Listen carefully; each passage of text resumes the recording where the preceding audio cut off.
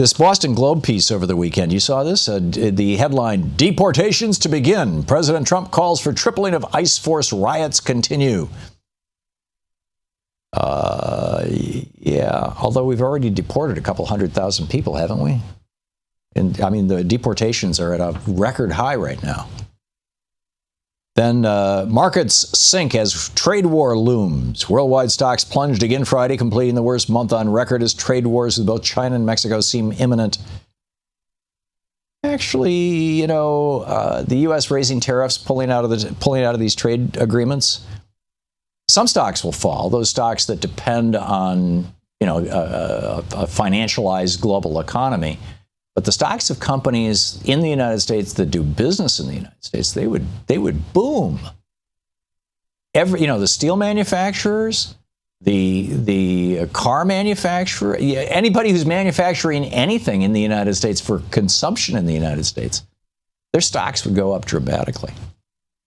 Another headline, U.S. soldiers refuse orders to kill ISIS families. That's a good one. That's calling out Trump on one of his more insane things. Trump on Nobel Prize shortlist, right?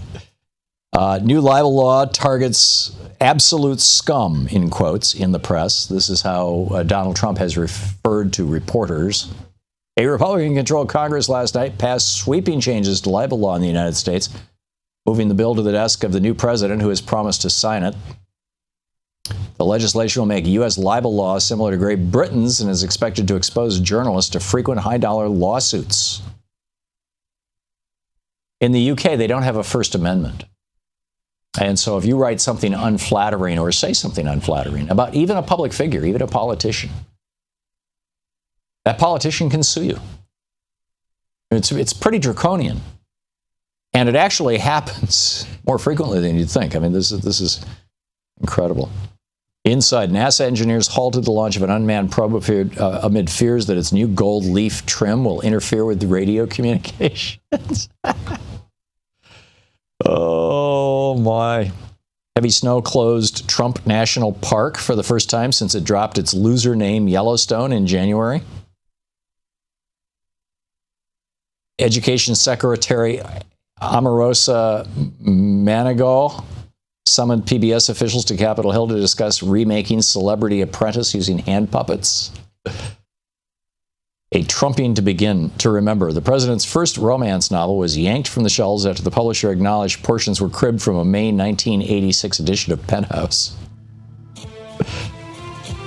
It's actually pretty funny. I mean, I realize it's supposed to be a cautionary tale and all that kind of stuff. I think a Trump presidency would be a disaster for the United States, and I don't think that there's any possibility it'll happen. I don't think there's any possibility Donald Trump is going to be the Republican Party's nominee. But the bad news is that the other guys are actually worse than Trump. You're listening to the Thom Hartmann Program. Call 202-536-2370. They're not as bombastic and they don't engage in out-front hate speech, but their policies promote these things far more effectively than anything Donald Trump has ever done in his life. To watch more clips from our programs, hit the Watch More Videos button over here. And please be sure to hit the handy-dandy subscribe button so you'll always be up to date. Tag, you're it.